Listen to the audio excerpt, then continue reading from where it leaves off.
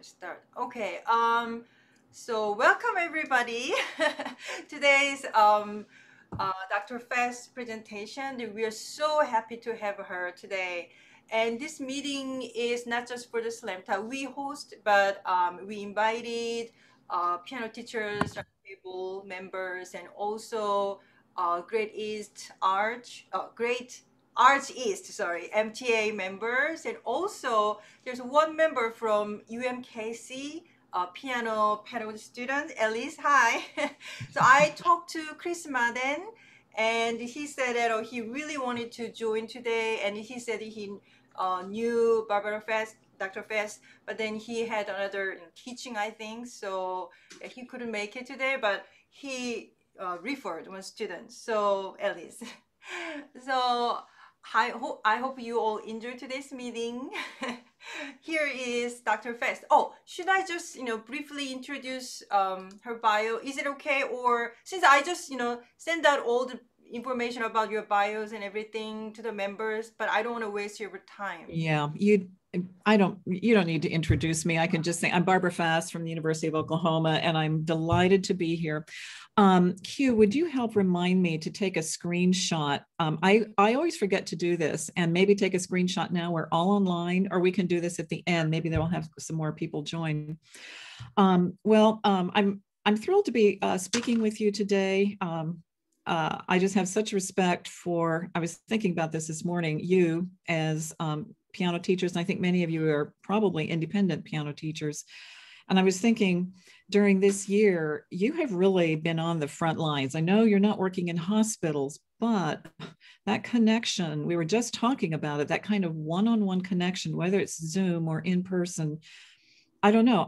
It's more valuable than it has ever been. So please know that you're just so important in people's lives and in students' lives. And I was saying, we are in constantly evolving situations. Maybe you heard a conversation earlier. I'm ending my emails these days saying, I hope you're doing well in the constantly evolving world we're in right now. And I'm always surprised at how much we keep thinking it's normalized, or we're now used to the new or something. But I just feel like something's always changing. And our piano faculty yesterday, we said, are we doing our juries online or in person? And we all thought something different. And that was such an example to me of, we should have talked about it. We all thought we were headed in a certain direction. So anyway, well, the topic of today is overcoming the brain's negativity bias. And it's one of my favorite topics to talk about. And boy, is it appropriate right now during the pandemic. So let's see if I can do this screen share. We worked on this earlier, and it was, for some reason, my computer is being more weird than normal. So bear with me. Okay, I'm in. Can you see this? Do you feel like you're seeing the whole slide? Q, you are. Okay, great. Okay, here we go. So overcoming the brain's negativity bias. So what, oh boy, is my, let's try this. Okay, so what is negativity bias? Basically, it is that bad is stronger than good. And by the way, this is the title of an article. This is very easy to find. If you Google this, you can find it on the internet, and it's a very easy read. And I'm going to be referencing this article in the beginning here. Basically, our brain, and there is nothing we can do to control this. This is a very natural part of our brain. Our brain retains negative impressions and experiences over positive experiences. Basically, the bad things in life with our brain resonate more quickly than the good things.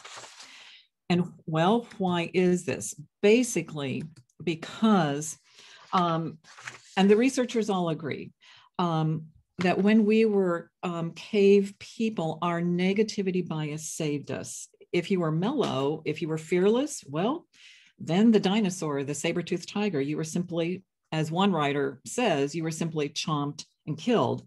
The ones that did survive were more nervous, they were more cranky, they were the ones who were always looking out for what might hurt them. They were more fearful.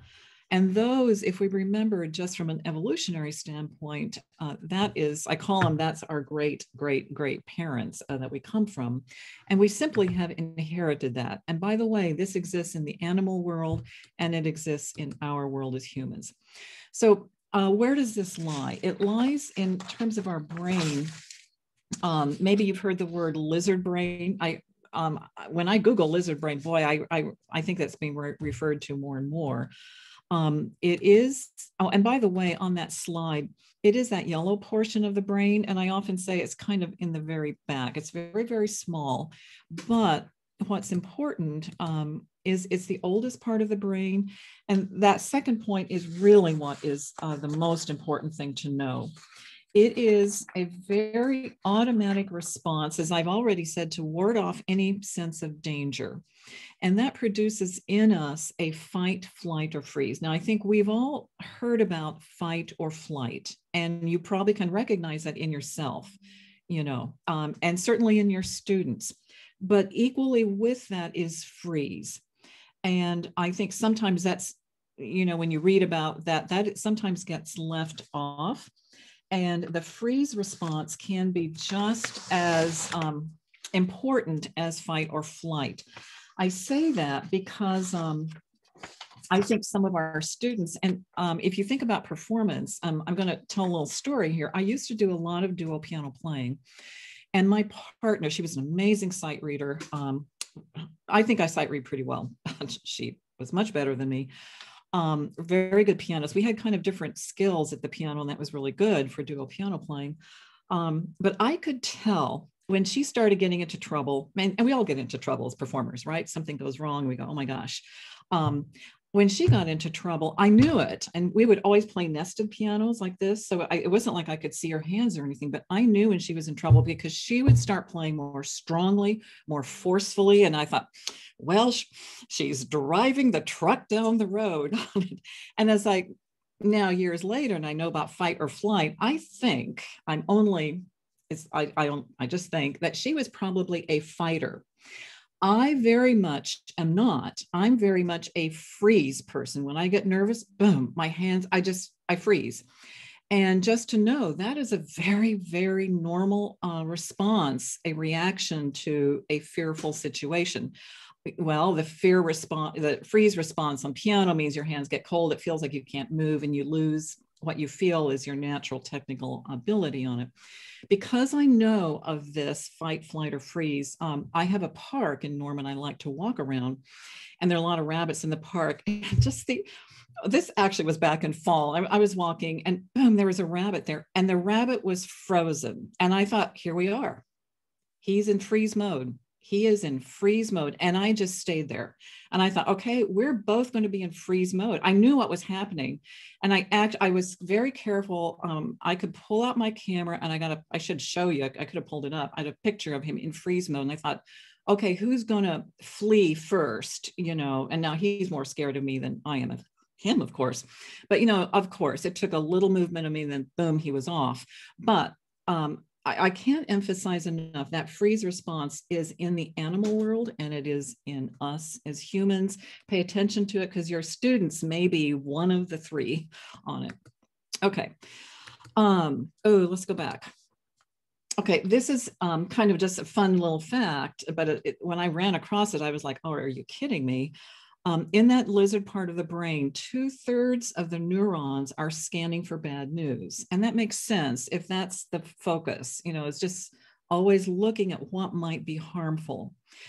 What the researchers, if you start reading about this, what they will say is, you know, that was very useful to us back in the day, but it is, you know, we're left with that, and that is useful for us. We need it. We need it at times, but we don't need it maybe all the time on a 24-hour basis. So, you know, how to control that and how to tamper it down, how to pet the lizard, so to speak. And it's what a lot of this talk is about. But the other thing to note, and I think that can be helpful, is when something hits us, that alarm sounds, it is quickly stored in memory. It's just quick, and it's nothing you can stop. It happens instantly, and it's there for a purpose on it. It helps us survive. Rick Hansen is one of my favorite people to reference. He is a neuropsychologist. He's written many, many books. He has a blog. He has a very extensive website if you get interested. I signed up for a free e-newsletter, so I get something about once a week, and sometimes I read it, sometimes I don't. But this is a quote I really like. He said, "Our negative experiences stick to us like Velcro, like boom, they're there.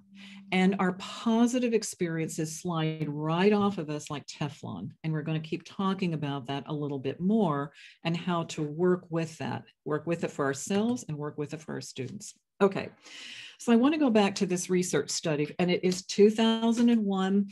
I keep checking, you know, are people still referencing this article? Like I said, you can Google it, and it's very easy to find. It's a meta-analysis it's a meta-analysis, meaning they've looked at a lot of research from many areas and they've combined it together. And that's what makes it very interesting. And it's written, even though they're researchers, they wrote it in a very readable style. Some research is like impossible for normal people to understand. Okay, right here is where I'd like you to just pay attention to yourself and just pay attention to your own reactions. When I've presented this in workshops, when I can see the whole group, I sometimes get reactions. People will honestly like raise their hand or jump up and down and go, "Oh my gosh, that's me." So pay attention to yourself. Do you have any reactions to anything? Because these reactions aren't going to be universal. It means that they're probably you on it. So things like losing money, being abandoned by friends, or receiving criticism have greater impact than the positive, often for people. More impact than winning money or gaining friends or receiving praise. Remember that as teachers, our criticism can have more impact than giving praise. I put that picture there because of the money aspect of it. And my first point says bad events wear off more slowly than good events. We'll kind of keep talking about that. This is really interesting. When I've given this workshop before, this whole thing, like it's more upsetting to lose $50 than gain $50. I don't have a big reaction to that. But I've given workshops where sometimes I've had people in the audience go, "Oh, that is me." So pay attention to yourself. What's your reaction to that? We did that already. Learning something bad about a new acquaintance can carry more weight than learning something good in many circumstances. Bad reputations, easy to acquire, difficult to lose. The last point, some people disagree with this, that there are more words for negative emotions than positive emotions. That not all researchers agree with that. I put this in because now with internet and phones, the news cycle, it's so hard for us to get out of following the news cycle. But I put it in here because maybe to give some understanding to the news cycle, people prefer to hear bad news first over positive news. So what the newspapers will say, bad news sells. So if we print that, that's what people want to hear. So our brains are wired to that. The last one is my own. When I think about TV shows that I like to watch or novels, often there's some turmoil or conflict or something contentious that gets resolved or doesn't get resolved, but that is what kind of pulls us in as a reader frequently. And I put this picture in because it does kind of reference COVID and the times we're in. But just to say, if a person is feeling stressed, anxious, irritated, or wounded, they are more sensitive to the negative. Meaning if you've had a lot of, I don't know, let's talk about a negative experience in your life. Or let's talk about, my parents died within, the last 3-4 years. And I've had to be aware that, whatever, and you have maybe had your own experiences in your life where there was kind of, hard, difficult things in your life. Just be aware when that happens, that exacerbates a reaction to reacting to negative things on it. I think And then the quote from Rick Hansen, the stress systems activate and release cortisol. We've heard about cortisol. It's the ways in which we become increasingly sensitized to the negative. Right now, I'm going to now move on to talking about how we can deal with this in our teaching. Does anyone have any questions right now, or any reactions, anything they want to share? And Hugh, maybe you can help me. I can't see everybody because of my PowerPoint screen share. And anyone, if you want to speak up, raise your hand. You don't have to speak up, but I just want to give a stopping point here in case you do.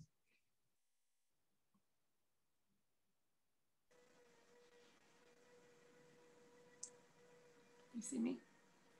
Karen? Yes, I had a comment on this. When you raise a child of trauma, that trauma is in the reptilian brain. I learned a lot about that in classes and research for adopted children of trauma. And this is so true. And when I had a situation where our dishwasher caught on fire, and I grabbed the fire extinguisher and I tried to get my daughter to leave, but as a child of trauma, she froze. Yeah. And she wouldn't leave the house. So I have seen it in action. Wow. I hope this is recorded. I could show your little testimony says so much right there. You talked about, you already know, what was your, did you use reptilian? Was that your word? Yes. Yes. Yeah. Okay. Yeah. Did you call it reptilian brain? How did you reference that? The reptilian brain. It's the lizard brain. The lizard brain, right? Oh, wow. Well, you could probably give a workshop to all of us, honestly. I'm serious. You really could. And then this is so interesting to me that then, you know, daughter, child you're referencing had a freeze response. Thank you for sharing that, because I think that is so frequently forgotten. We recognize fight, flight. We forget that freeze is just an equal response to it all. Yeah, thank you so much for sharing, Karen. Anyone else?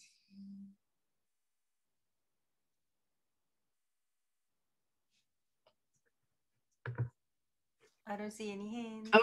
Okay, we will move on. And I think, okay, the next thing we're going to move into is a video. And this is Allison Ledgerwood. It's on a TED Talk. You can find it. And her talk is called Getting Stuck in the Negatives and How to Get Unstuck. And just a little preface to it, she is a researcher and she's talking about reading, and researchers in her field have to get published a lot to keep their jobs. So that's what she's referencing. And let's hope we get the video to start. A few years ago about how I seem to think. Here's a typical week in my life, which usually seems to revolve entirely around publishing papers. So here I am in the maximum of my artistic abilities as a stick figure, going along at baseline, and a paper gets accepted. I get this rush, this blip of happiness, and then I'm back to baseline by about lunchtime. A few days later, a paper might get rejected, and that feels pretty awful. And I wait for that blip to end, but somehow I just can't stop thinking about it. And here's the craziest part. Even if another paper gets accepted the next day, well, that's nice, but somehow I can't get that pesky rejection out of my head. So what is going on here? Why does a failure seem to stick in our minds so much longer than a success? Well, together with my colleague, Amber Boydston in the political science department, I started thinking about this question of, do our minds get stuck in the negatives? We all know. Okay, and I cut off the video there. So what she goes on to say, she tells a story then of going home, and her husband knows of the research she's doing, and she's talking about the bad day she's having, how stressed out she is, and she goes on to say, now Allison, tell me about the good things that happened in your day, because he knows about her research on this. And then she has to stop and go, oh, I had a good conversation with a colleague. I had a nice interaction with a student, but her husband had to stop her for herself to go into thinking about the positive. And here she's a researcher researching this. So this is all very natural and normal. Her point is that and I'm going to say a lot about this for the rest, this is the rest of my talk, is that we have to work to see the upside, and we have to rehearse and share good news. Basically, the good can triumph in the end for sheer force of numbers. And for most of us, I'm guessing we have very positive lives. You know, most of us are, you know, we have food, we have shelter for most of us. And if I think about all the positive things, it's a much longer list than the negative things, but we remember the negative over this long list of the positives.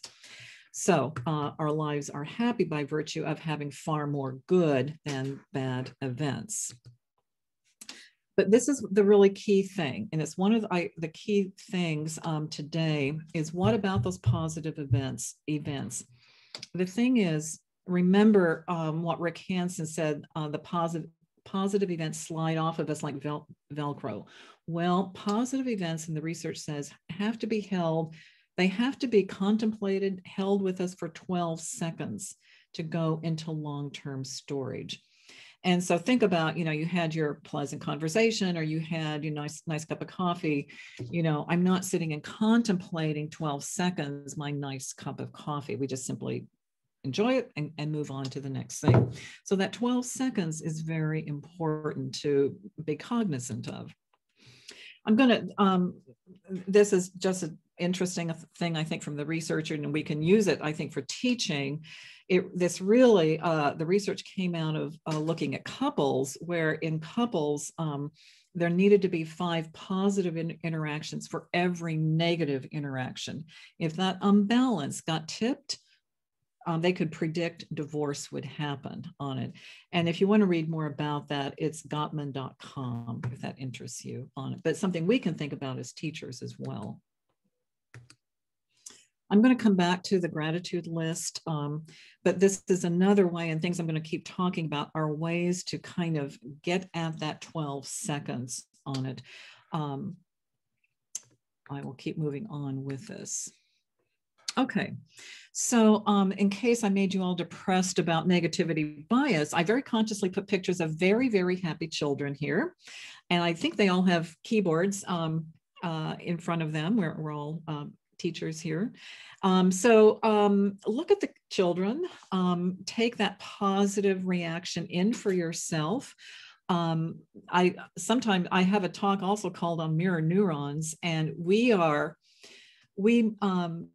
mirror what we see. And I think you know that as teachers, if you smile, you can maybe get that child that you're working with to smile back at you. If we give a sour or dull face, that doesn't help that mirror neuron response from the people that we were working with or are working with. Okay, so now I'm just moving into some teaching suggestions here. Oops. This is one of my favorite ones, that before a student plays, that I will ask them, first of all, what did you practice on? How did your week go? What did you focus on? And let's go back to that. Here we go. Let's go back to that. I realized I had to tape myself for some teaching this past fall, and I had to watch my own teaching. And I realized it was almost embarrassing to me. I talked to pedagogy students about teacher training, and I know that we all know important things to do in our training, but I realize I have to kind of constantly think about, what do I want to emphasize? What do I want to focus on? Or I'll forget some important things that I want to do. Well, this was big on my mind, obviously in fall 2020. And when I watched my teaching tapes, I began everything with well, what did you focus on today or this week? What did you start? And I realized, oh my gosh, I became enculturated with my own advice. So this is something you can do. And it is a pretty easy thing to do to start with that. And I'll follow up with some other things. This is an easy one to do rather than, say, oh, the dynamics were so much better. And you list the things that are improved. And then we get quickly to the criticism because our time is limited and we do want to work on improving things. So we have to get to that. And we want to get to it quickly. But because I'm really into practicing, this is a pretty easy one for me to do. It's not hard. So your dynamics improve so much last week. What did you do? How did you practice? How did you get there? And that allows the student to kind of own it a little bit more. It tells me a little bit more about how they practiced. It just gives me more information before we get, and it elongates. It can maybe get to that 12 seconds. That's what I'm after ultimately by doing this. And I've already mentioned the how did you practice? Okay. As I was going back through this, this is Leon Fleischer. And so this is, okay. It was Leon Fleischer. The first time I gave this talk was in MTNA 2017. Well, Leon Fleischer, of course I went to his masterclass. I had to. So I'm standing in back. I got there kind of late. And a student plays, and Leon Fleischer says his first thing out of his mouth was, can you tell me how you succeeded in what you were trying to achieve? You guys, I'm going to have one more screenshot, and then you should take a screenshot of this because this is Leon Fleischer. And I went, oh my gosh, he's doing exactly what I'm talking about. And I had my phone notes out. I just quickly was typing. And I went, oh my gosh, Leon Fleischer, you just did it. Second student comes out. Leon Fleischer's first comment out of his mouth, to what extent did you achieve what you wanted? And I thought, bingo, bingo.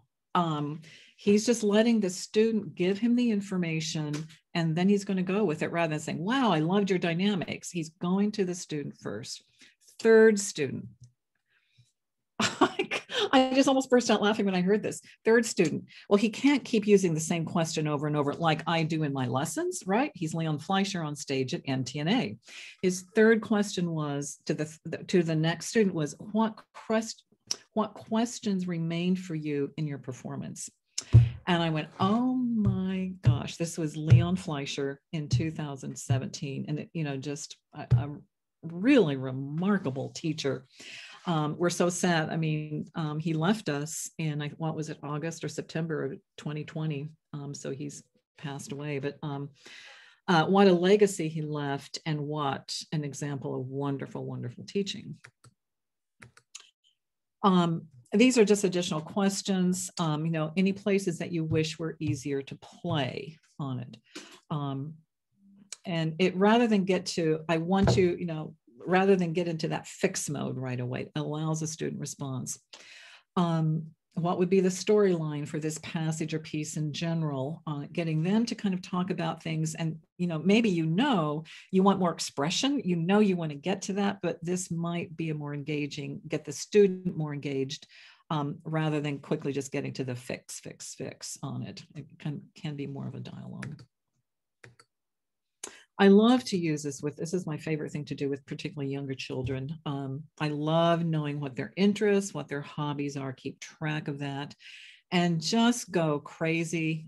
You let them create storylines, and it's so much fun for me because whatever they're into, doesn't matter. Basketball, baseball, and some animal, whatever, use that and create the weirdest storyline with them. They're into this, and it'll be easy for them to create analogies with the things that they're into.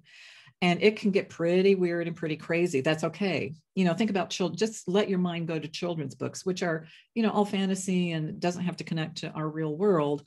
Let it be that, and let their analogies guide, let their interests guide all your analogies. That is just simply fun to do. Yeah, I mean, I've already said this. So if I'm working on dynamics, staccatos, it's related to baseball or basketball, and just make it up on it. And they'll relate to you. I mean, they can help with that, creating the story, because they're so into what they're into on it. my main thing, and my big thing here at OU is teaching group piano. I love to teach group piano. And this is not a very good picture to illustrate my point. It does illustrate another point where we analyze things together. I love the picture because this was not a posed picture. When I saw the picture, I just went, I have to share it because we're analyzing things together, and they all grab their pencils, they're all marking their music, and I'm so happy about that. But when they perform for each other, I kind of train myself to ask, I asked the group, what went well for Alex, the person who just performed? And I only allow them to say positive things to Alex on it. Now, if I don't have a lot of time to master class it, we have a very short time. And I usually handle the negatives in like my written comments to them. I don't have time to really master class it, but I really kind of, as a teacher, really control that we start with the positive on it. And students get used to doing it after a while. Like, it's not a hard thing. Okay. So this is recording. Now, I don't know, I'm guessing within this group right here, we would get quite a big response, varying response. Do you record in your lesson? Do you have students listening to recording? And when I'm talking about recording, now maybe some of you have fancier equipment, but when I want just fast recording, I'm using a cell phone, and I make no apologies, or I have the students use their cell phone. And this is one of those things I have found that when I'm into this, I'll just use it all the time, and I'm kind of constantly recording. We can use it. And I'll tell you, it's one of those teacher training things. If I'm forgetting to use this, then I never use it. So I would advocate, if you can get used to using it, you don't have to use it all the time, but then it just becomes another tool. So that's my point. You can use or not use it. But what's nice about it, you can listen immediately. And what I like about that, right after the student plays, this is what I love about it. It's so easy to ask the student, what did you hear? And not ask, that's a very different question than after they played, because when we play, just perform, I mean, I'm just struck by this all the time. I was talking with a doctoral student yesterday who just had an incredible performance the day before. I said, oh, your performance was so good. And she sat there and went, well, I learned, it was all this. I learned a lot from that.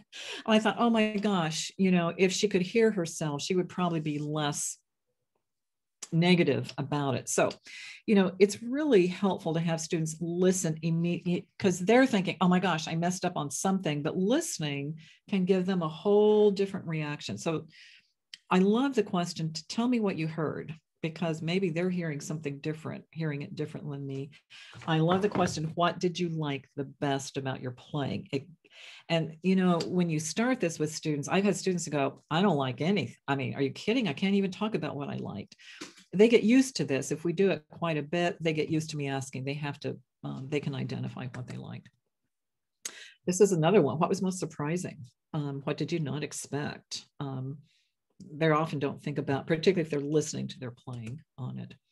And make them talk about what was surprising that you liked, not what you didn't like, because they're going to go to what they didn't like on it, or the surprising that you would change on it, and that doesn't want to stay there. Okay. I've used this sometimes when I'm working with a student and I feel like I just can't get the change to happen. And sometimes then after we've been working, can't get the change to happen that I think we need before they leave, and I'll record them. And if I have them listen, that is almost an instant fix on it. They'll go, oh, I get it. I'm rushing, or, oh, I get it. I can hear it. There's no dynamic change, or whatever we were working on it.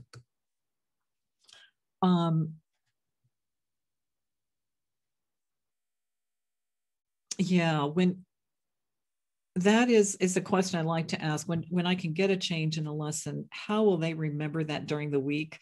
That's an interesting response to get from them. How are they going to kind of remember to do this out of the lesson on it? This is an assignment. If I'm really into the recording, now the assignment does not work very well it only works well if we're periodically recording in the lesson and listening. Then I can give this kind of assignment, I want you to record yourself 3 times this week and listen for, we're working on dynamics, listen, are you hearing dynamic changes? This has been a magical thing for students who are very nervous playing, that I just know they're a nervous performer. And I had a student who was getting ready. This was at OU. She was a non-major, but getting ready for, I don't know, they had some kind of like a Miss Asia contest on it, and she was going to play piano. Well, she was quite a good pianist, but she just showed everything in her body and face, every little mistake that she would show. And I thought, my gosh, this isn't going to work. She's just going to show everything on stage. And so we talked about it, of course, but to get ready for performance, I had her walk into her and try to get on different pianos. That's key. Do a cold start, no warm up, and video that cold start and watch the cold start. And we did that for several weeks. And she was the kind of student who would do what the teacher said. That was great. She did her performance, and I was so happy. She texted me afterwards. She says, Dr. Fast, it's the best playing I've ever had. And I wasn't that nervous. And I went, yay. I mean, she did the prep on it, but she did the cold start video, and that was really, really helpful for her. In groups, I gave this talk at one point up in Oklahoma City. Well, Terry Lubeck, maybe some of you know her. She's done some national things. She heard the talk and she said, okay. She said, I have my students send it to each other, little videos, and she's really into videoing during the lesson. She says, okay, they have to send it. She made all her students send their performances to 5 of her other students for evaluation. So, utilize any kind of group thing you're doing with your students for sharing videos if you want. Send to a teacher and 2 friends, kind of whatever you want to make up as a teacher on it. This was a suggestion from another Oklahoma City teacher. It's such a good suggestion. She said for every public performance, and I think this was more kind of like recitals, she would record it. And I don't know if she was videoing or just recording. She would begin the next lesson. She would pull out a sheet of paper like this, and then draw a line down the center of it. And she would say, on the left would be the student had to write everything they liked about the performance. And then they could go and fill the other side of what they didn't like. And they listened together. And I thought, oh my gosh, what an amazing thing. No one likes to listen to their performance. Most students won't, and this is a way to guarantee they will listen. But then to force a whole list of what went well was such a wonderful idea. I've already talked about that. And then on the other side was what can be improved. This comes from, this is a favorite approach of Dr. Ed Gates, is my colleague who's now retired. He was always so good at relate the good to what needs to be improved. And he was a master at this. So let's take this piece, and let's say probably the hardest part is maybe the Alberti bass in that 3rd line or 3rd system. Maybe it's uneven. So Ed Gates might be the kind of teacher who'd say, listen, just play that 2nd line again and listen to your 8th notes in your left-hand 2nd line. They're very even. Listen how even they are. Let's aim for, or listen to the 8th notes in your right hand in that measure 3. Listen how even they are. Let's aim for that same sort of evenness that you have earlier in the piece, and let's aim for that evenness in that left hand in that Alberti bass section. He would do that endlessly in all kinds of situations, probably more eloquently than I just did. But that's just a wonderful thing. The student has done dynamics well in some part, relating that to where you want to improve.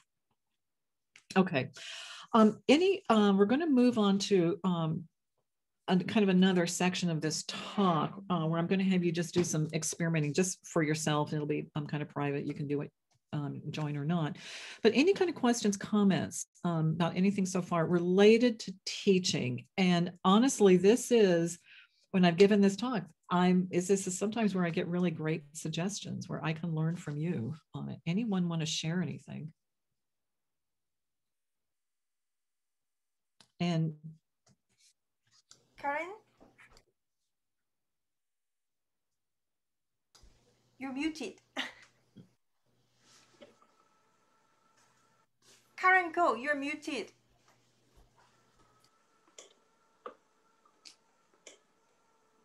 Sorry, I thought you were fixing that. I said, I often take video of students during the lesson, little short things, but I realize in listening to you that I'm only getting half of the benefit, because when I record a student, I'm hoping that they will hear what they're doing wrong so that I don't have to say it. I'm not listening for them, for the positive thing. That's such a good advice. I need to be doing that and to have them focus on it. Well, thank you for sharing that, Karen. We all do. I mean, if we're good teachers, we want to fix. And if we're good teachers, we can fix, right? You can, I can. And so we want to do what we do really well. Initially, it does feel like kind of a retrenchment to have to talk about because it's taking time. But thank you for sharing that. Thank you for sharing that. And congrats for videoing. That takes a concerted effort. I know. Thank you. Yeah. Anyone else?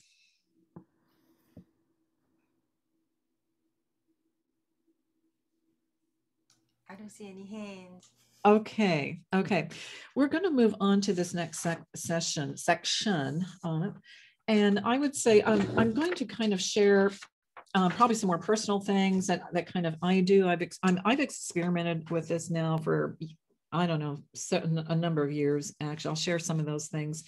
And I'm just going to have you actually just kind of experiment with some things with me on it and really join me at your own pace and how you want to on this. Again, I've put these positive faces up there, kind of enjoy them as we move on. Okay, remember the 12 seconds on it. I'm just reminding you of this. This is kind of the basis of why we're moving into this. This is one thing, and I don't know, I can't even tell you what recently has really, particularly I would say the last 3-4 months, I've really been aware of this phenomena, that this is part, I've been talking about the lizard part of the brain, how that is, we really can't, that's going to happen. We're going to react to stress, and there's nothing we can do about it except to kind of find some ways to kind of tame the lizard on it. This is a very easy thing. If you know it as a principle, it can really help you and your students. And the principle is that when you breathe, if you take a breath in and you exhale and you take a longer breath out, that's the key, a longer breath out, you will immediately relax. It is, you will simply relax. And there are many, many breathing techniques out there. And I'm just going to, an easy one to remember is to breathe in for, and I don't, there is what I breathe in for 4, breathe out for 8. There's all kinds of things out there. When I'm doing this, I've just gotten to the point of, I'm just going to breathe into the point, maybe it's a count of 3 or 4. But my big thing though is on the breath out is to make sure that it's a slower breath out. And what I'd like to do together is just do 3 of these together, and I may count it very slowly, up 4 and 8, your own count may be different. So everyone, get yourself kind of comfortable, relax, sit, so you can close your eyes on this if you want, or not. And so let's just go ahead and start with the breath of 1, and then a longer breath out.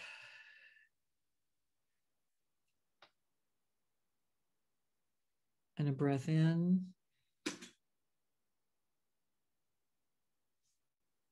And a breath out.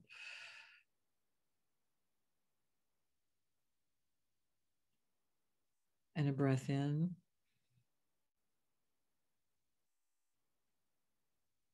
And a breath out.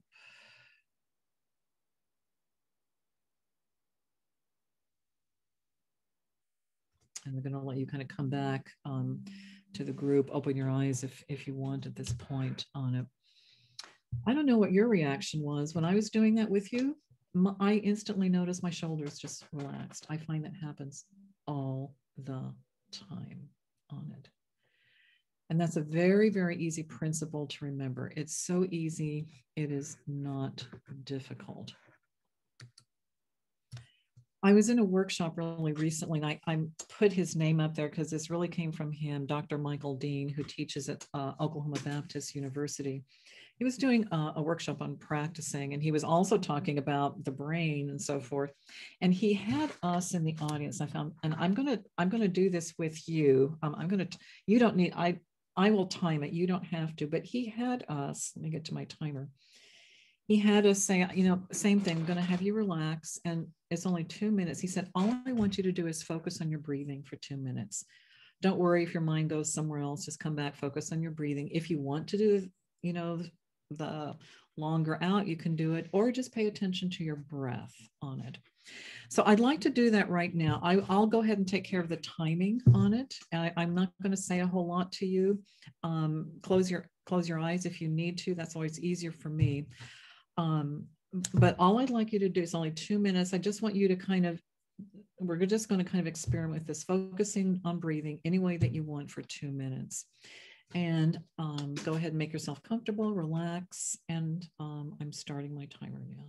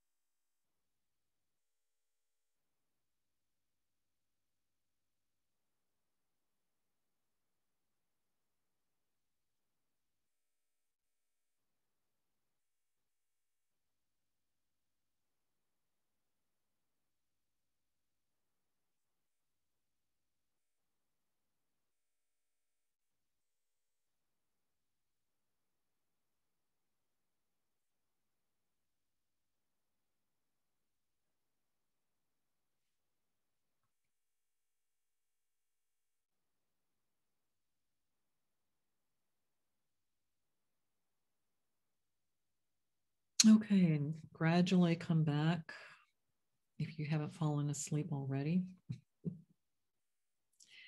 And right now, coming up,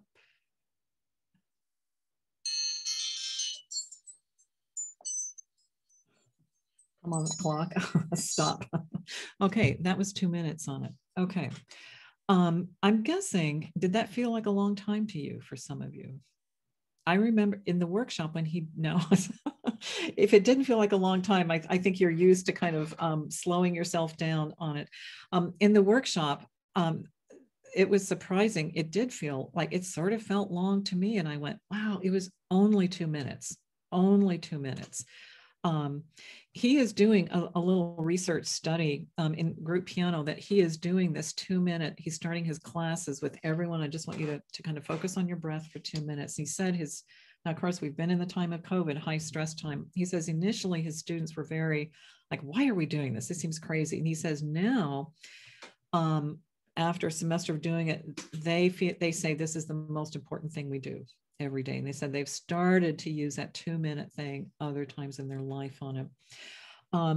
I've kind of been playing around with it myself because sometimes I can't, if I tell my, 20 minutes, oh, I don't have time for 20 minutes. 7 minutes, I don't have time for 7 minutes.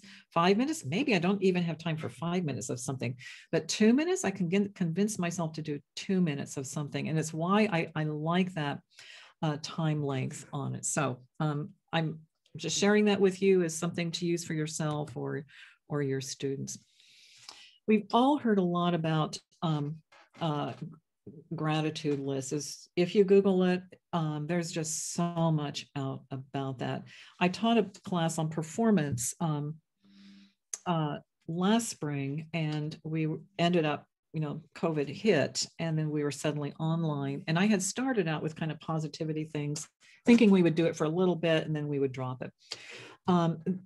Students had all kinds of reactions to this, and a lot of them kept it going on it. And it's one thing I've kept going myself. This actually, I think, comes from Martin Seligman, who's one of the big writers in positive psychology. But I'm just going to ask if you have I'll give you just a minute right now. I do this almost daily. Now, the writers always say, do this before you go to bed, and this helps you go to sleep. Think of your, 5 things that you're grateful for will help you go to sleep. I happen to like to do it in the morning, and it's just a fun thing to do. I'm going to ask you, I'll give you just about a minute. If you have paper and pencil nearby, if you don't, just think about it. Just name 5 things you're grateful for. And oftentimes it's easiest just to do the simple things you're grateful for. These don't have to be, earth shattering, but I'll give you just a little bit of time on this.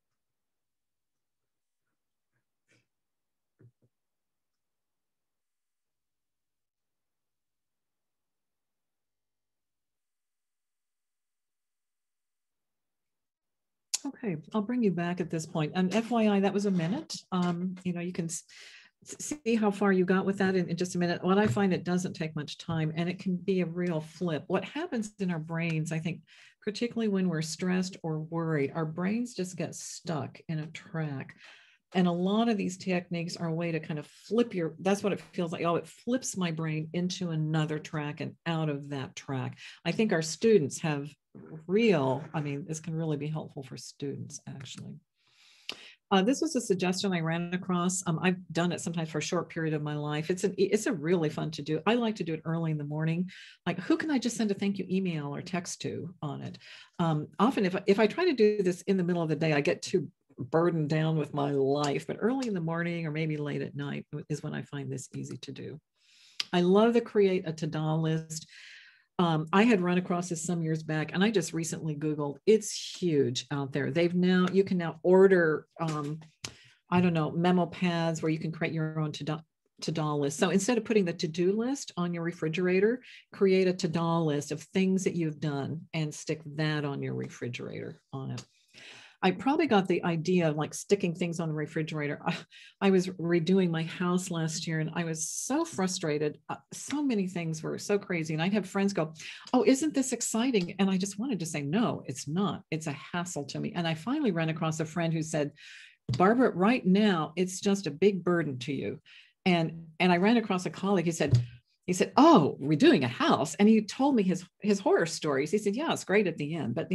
And I was so thankful for him telling me his horror stories. So I created a little picture of kids crying. I said, "This is how I'm feeling." I stuck it on my refrigerator and I was so glad a colleague could empathize with me on it. But I think whatever we need to, either I needed someone to empathize with kind of my frustration with the house, or celebrating our accomplishments, because we've all accomplished and we all do a lot on it. This is a really nice one. And I used to do this, I've kind of forgotten, but at first waking or at any time of day, when you need to calm yourself down, and the key word is, "I'm already." Because we're all thinking I am already peaceful. I am already contented. And the last one is incredibly powerful. I am already loved. I am already loved. This is very, very powerful. This is a nice one and it's another Rick Hansen suggestion, just to kind of feel in the midst of stress, feel the support around you, name the support. That's what's really important. Be aware of what is supportive, your own capabilities, and the support that you are gaining from others on it. This is a very recent one. I brought at OU, I've always been interested in the linkage between sports and practicing. And it's sports and practicing. And I know that there's so much money in sports and there's so much research out there, and particularly on the physical aspects of practicing. So this was just this semester. So I'm Googling and I ran across this name, Cody Commander. I mean, I said, really, is this your name, Cody Commander? And he's in charge of pro sports mental health at OU. And he's in charge of the Tokyo Olympics, the mental health for the sports teams. And he's written a book on for golf. And I told him about us, and actually he had been a GA with a former sports psychologist we had worked with. And so he kind of was aware of us. And he said, oh, I can do I can do a presentation for pianists. He called it a mental skills for pianists. Here he is, sports psychologist, but mental skills for pianists. And it was all about, reacting to stress, which sports, I'm calling them performers do, but, it's, pianists performing. It's how to work with our body and stress and how to bring that down on it. This was a suggestion I had not heard ever before. And I even had to put it, I could never remember the phrase, but at least I had to write it on my phone. And, I like to experiment with things. So this has been my latest thing. I've been experimenting with it. And I've tried using it even in times like not huge stress, but sometimes, when I'll go, Barbara, you're kind of stressed about something. What are you stressed about? And naming the stress, like this is not high situations. Like, okay, I'm worried. Maybe I'm worried. I'm worried about blah, or something. And it can be kind of the silliest thing.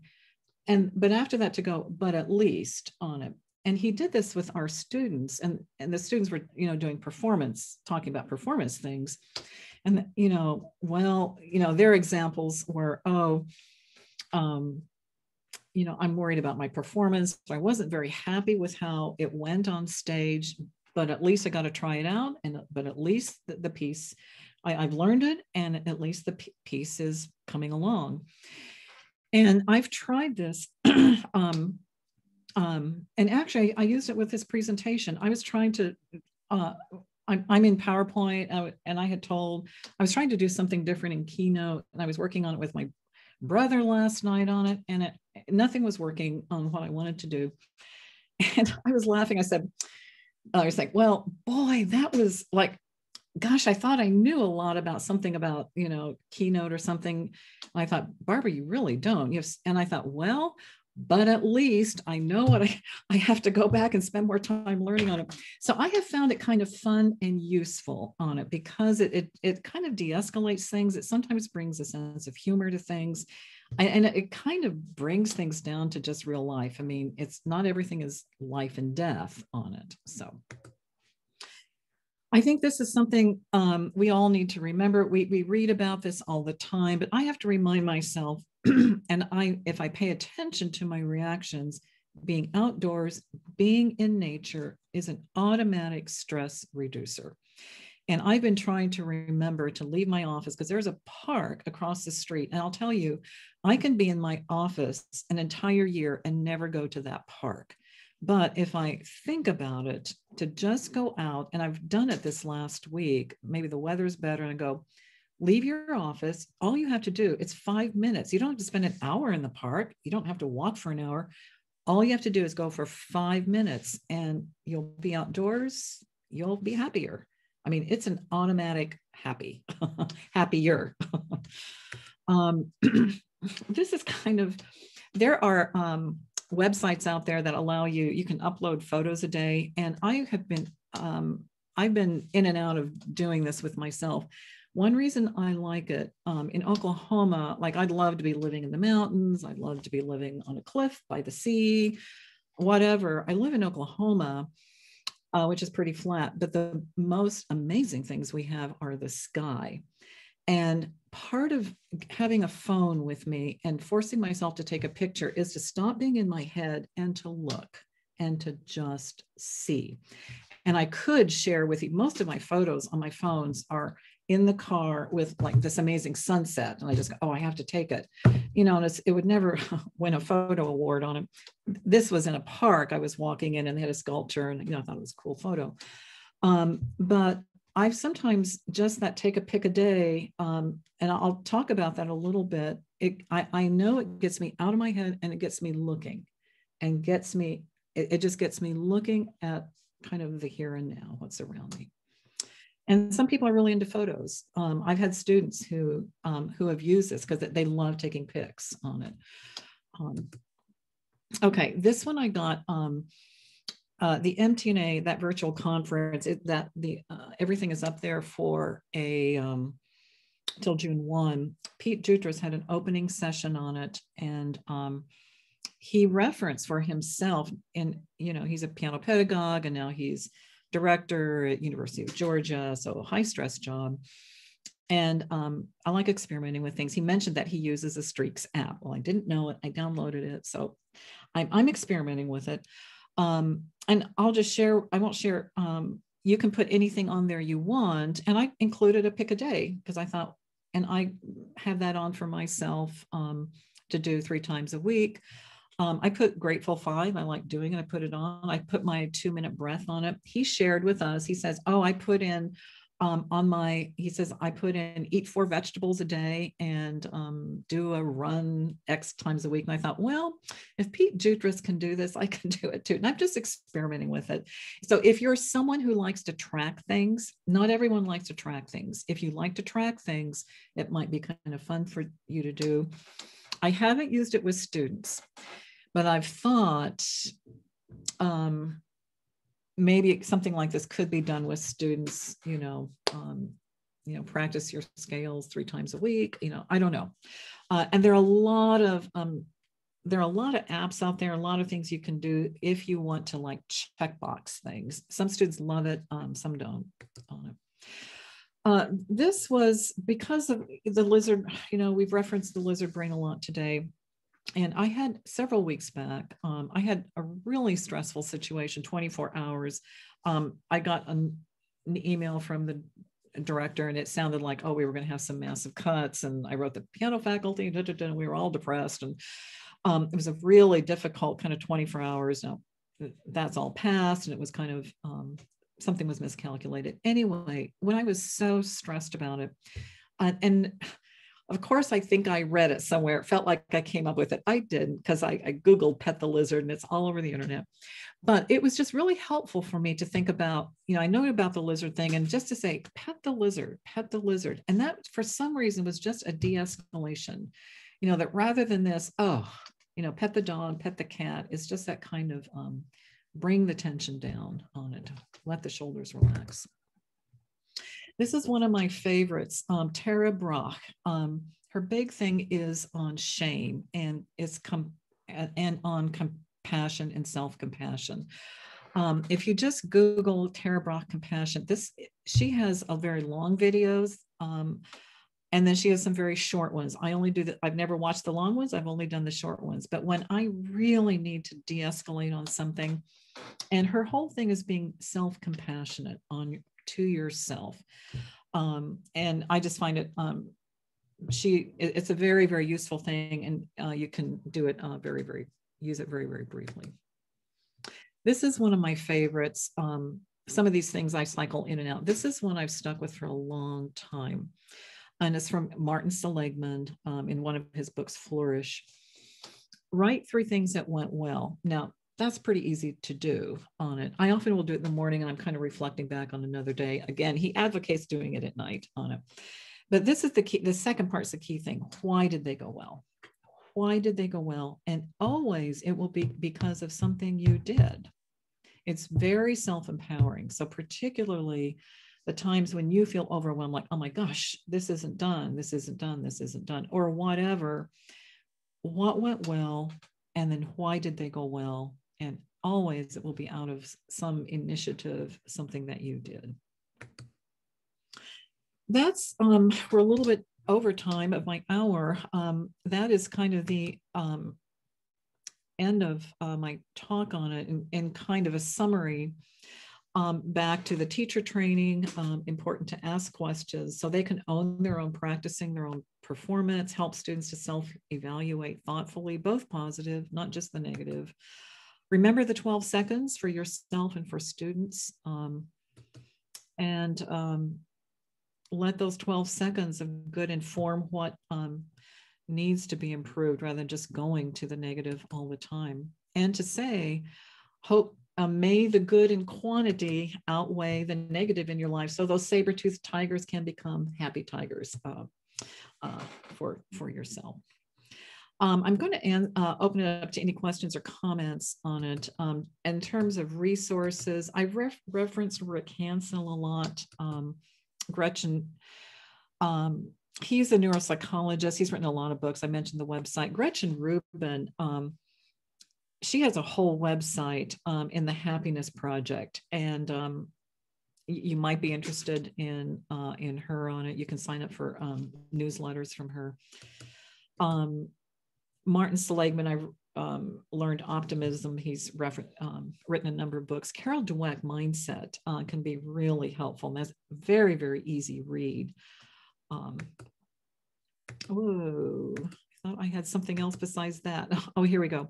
I mentioned Cody Commander, and Commanding Performance. It's a book I need to order. I just ran across it. I'm guessing I'm going to learn a lot from it. And then my co-author, we wrote the book, I Practice Technology in the 21st Century Music Practice Room, on it. But what I'd like to do is get back to this slide and maybe quit sharing, and just say, I'll stop sharing here and just come back and say any kind of questions, comments from the group at this point.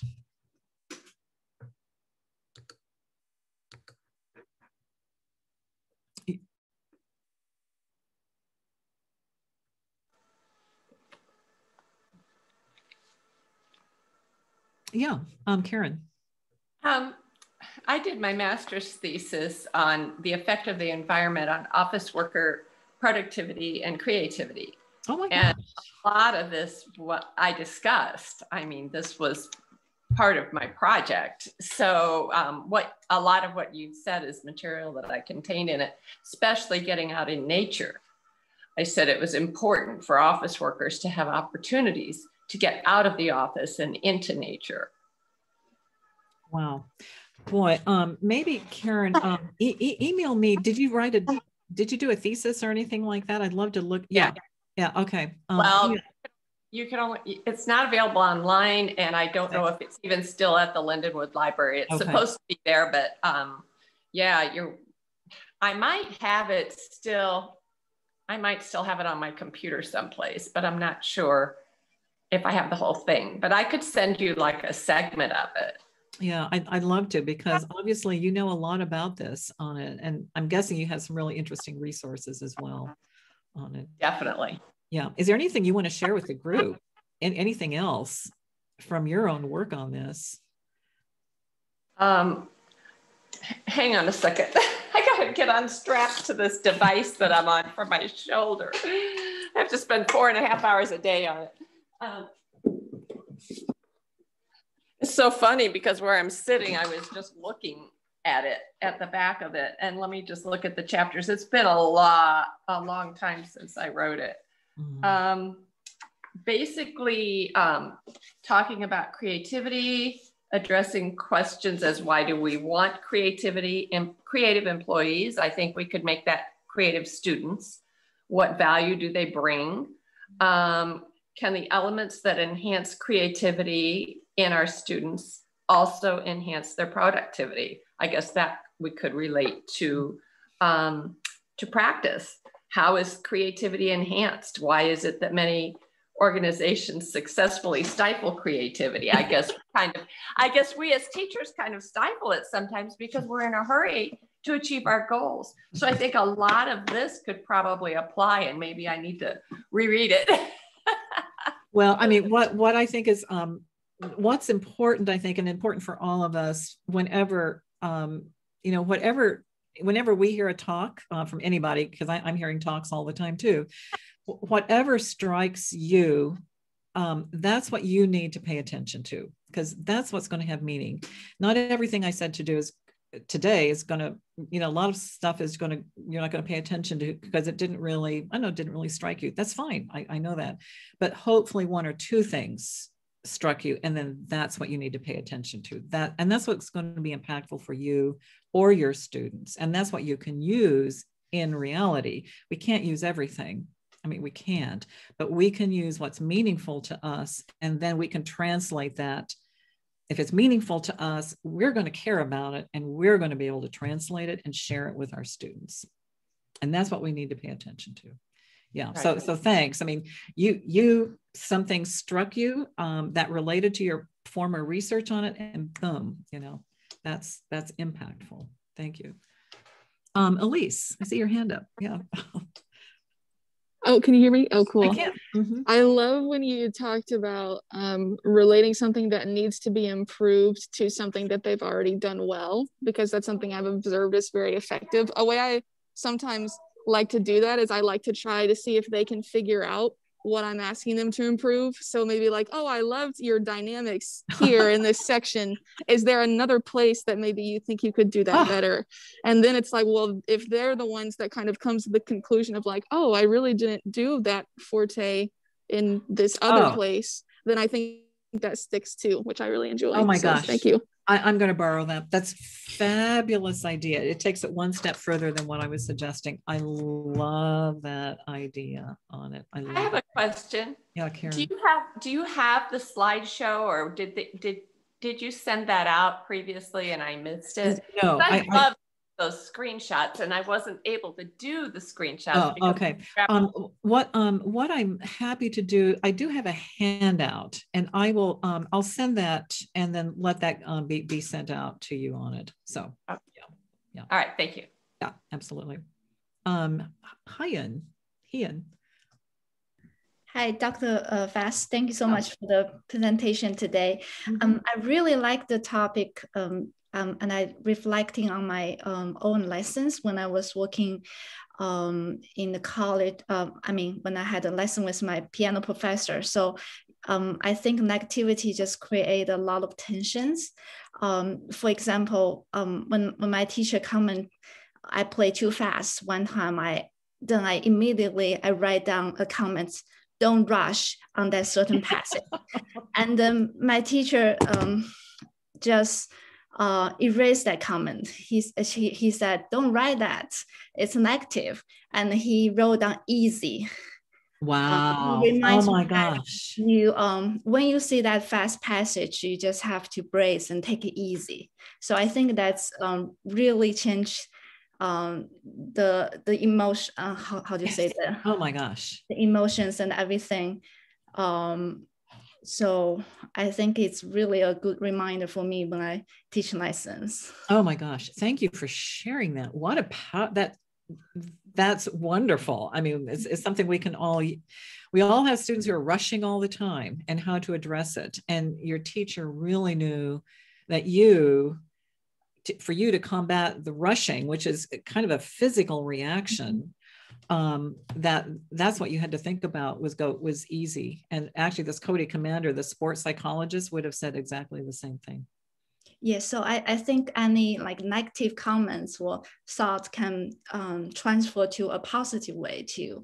Absolutely, yeah. You're right. You can just reverse them. Yeah, thank you so much for sharing that. Wow, these are fabulous suggestions. Karen.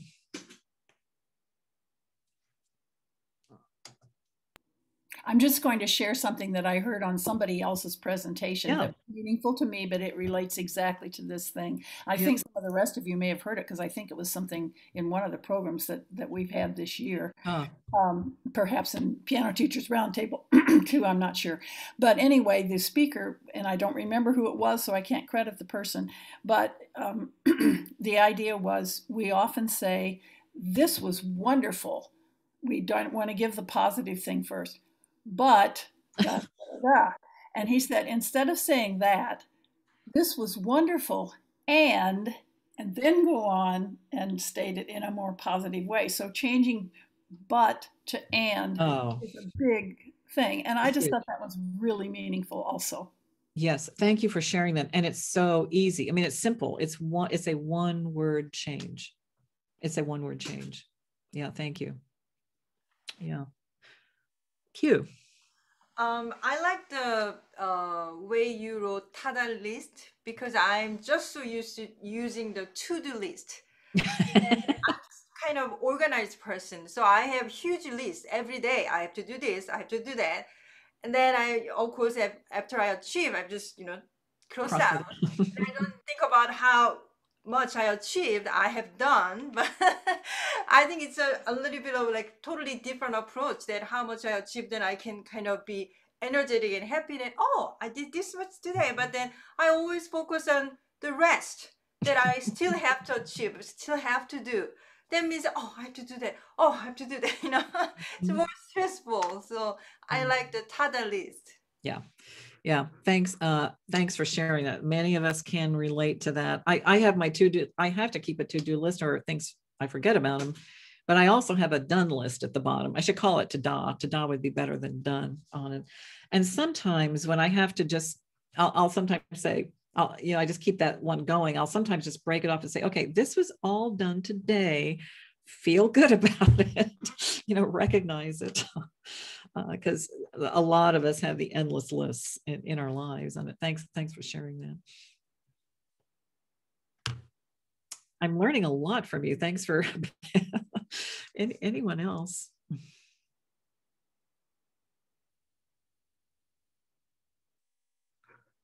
Grace.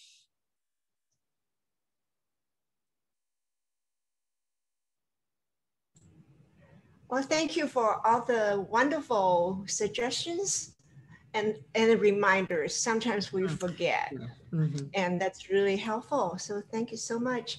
I think when I share, what I like to share is when I start a new piece, and we'll go through and then designate sections, either by the formal way. So for the younger ones, we will name them certain ways. But I always like to start with part in the traditional way, technically more challenging parts. And I would say, let's start with the fun part. And we will gradually work for the fun part. The technical part usually has more challenging things that would need more time to mature. So we will always start with the fun part, because the fun part takes longer to achieve. And I sometimes will say, in a way related to cooking, because I love cooking. And I say, if you have your mother has a dinner party coming, and she's going to serve roast beef, potato, and salad. Can mother start the roast beef with same time as the salad? So she can't, otherwise nobody's going to have dinner on time. So she has to start with the roast beef first. And so sometimes we will say, where are our roast beef part that takes longer to cook or learn, or any other kind of analogy you want to use. So they have less resistance to work on the more fun part, the more yummy part. So I do that. And then, so eventually those things become easy, because they get previews in the Suzuki way. Those are the preview spots. Yes. So we do the preview spots, and then you sort of say it in a more understandable ways that they don't resist the quote unquote harder part. And so when that part is done, we move to other sections. So I don't necessarily start everything from the beginning. The beginning is always good, and then the coda is always horrible. Yes. So you may want to start doing those parts, and then put the puzzles together, and they are so proud of themselves when they can put all the dinners on time, on table. Oh my gosh. So thank you so much. You are amazing, and you're always so positive, and I love that. And thank you. Well, Grace, I have a lot to say after what you said, but Karen has raised her hand. Karen, what do you have to say? adding on a little bit to that, Richard Chronister, whom many of you know as a wonderful pedagogue, and he used to say, when you're in a hard spot, or pick out the hard spot and let's make it easy. He said, that's the point. Let's make it easy.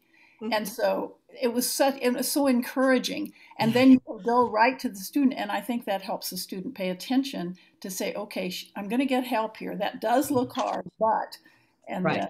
Right. And if you want to use that. And yes. And. Yes, exactly. Oh my gosh, you guys, I've written stuff like, and I really put highlights on it. Just to back up Grace on what you said, I have this is going to be a whole nother topic on it, but I have a thing called hardest first, and it came out of research, and I'd love to tell you the story on how I came up with that on it. But when I read the research on it, and I don't know if I can go really fast on it, it's ice skaters, and I love ice skating. It's like, and it was sports, and they looked at elite, regional, and very local, and all ice skaters said they want to practice more difficult than easy jumps. And then the researchers said they did the opposite. They practiced more easy than difficult. And then they also had them remember, like write down, what do you remember practicing? They all wrote down, they remembered practicing a lot of difficult and very few easy, like they misremembered it. And when I read the research on it, I just wrote in fact, I pulled out the book from the library. I wrote in the margins, they lied. I was so shocked. They misremembered. Well, now I know people misremember. Psychologists know this. People misremember all the time. Psychologists are not surprised because they say, you remember what's difficult, you forget what's so they were misremembering their practicing. But my next thought was, have I gone through my whole life thinking I practiced a lot of hard and only practiced a lot of easy? So it was, and then I thought, oh my gosh, because I'm teaching group piano. And so Grace, I started doing in group what I call hardest first, and maybe I should change it and call it like the the roast beef first or something on it. But the assignment, I was experimenting with this for a couple of years, and it was so successful. All my students had to turn in like 4 measures. Now, these are intermediate pieces. We would find the hardest first. I included transitions because the research says most mistakes are made in transitions, and in piano playing, we always have jumps or something in our transitions. But all of a sudden, I just got this amazing repertoire. All I would hear was a hardest first video. Boom, I never heard anything else, and they played amazing. And it's Grace, it's everything that you're talking about. It made it mentally, they could relax and they were motivated. I didn't have to worry about them practicing. They would practice on it. And I learned from teaching group, honestly, teaching all this easy, intermediate repertoire. I agree with you. Where are the hardest parts of the piece? Always, always in the middle or the coda. Thank you for saying it. You agree with me. You and I agree with each other. And we know if there's a spot, there's no piece that's hard at the beginning, but we know the few that are, Opus 2, number 3, Beethoven. Whenever that comes on the program, the pianists are all sitting there going, how are those trills going to work? Or something like Ondine. How is Ondine at the beginning going to go? We know nothing is hard except a few pieces at the beginning. So I'm going to borrow some of your suggestions on it because I call my assignments hardest first, but maybe I need to call them. I loved your analogies of talking about them. This is the fun part. This is the exciting. They are always the most exciting. Is that coda or is that development? It is the most exciting part. And then I love your concept of the puzzle. Let's put the puzzle together on it, and the rest is the easier part of the puzzle. Those are great suggestions on it. Great suggestions. Wow, I learned a lot. I learned a lot. Okay, we've got about 4 minutes left, and then I know I'm out of time here. Anyone else want to chime in?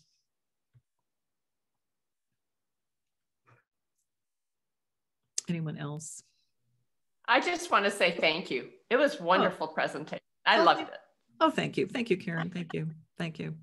Well, it obviously was fun for me on it. I really appreciate everyone kind of chiming in and sharing, because then it means we're all kind of learning together. And like I said, some of the suggestions I shared with you came from other teachers as well on it. So we can't all know everything ourselves. We have to learn from each other. So I think we'll wrap this up at this point. Thank you for being such a gracious group on it. And just to kind of recap how I what I started with today, we are still in unusual times. It's a very stressful time. And if I talk to any psychology friends, they say, what I hear them saying, they said, my most resilient people are all of a sudden not being resilient anymore. Like it's gone on so long. And some people are coping very well, but it's rather than it getting easier, I think maybe it is getting easier for some people, but I think we all need to be aware that kind of just the longevity of it all has just been very wearing on many people in different ways on it. So thank you for your, again, your teaching, and you are the ones really intersecting in meaningful ways with your students and parents as well, and parents. So, yeah. Thank you so much. Thank you. Thank you. Photo all together. Like we need to do the photo. Yes. So if you want to be in the photo, could you please turn on your cameras? Yeah, thank you. The photos look much better with camera. Thank you. I'll count 3. 1, 2, 3. Thank you. 1, 2, 3. Okay. Okay, thank you. Dr. Fan. Thank you. Okay. Have a good rest of your day. Have a good rest of your Friday and a good weekend. Yes. Thank you. Okay, bye-bye. Bye. Bye.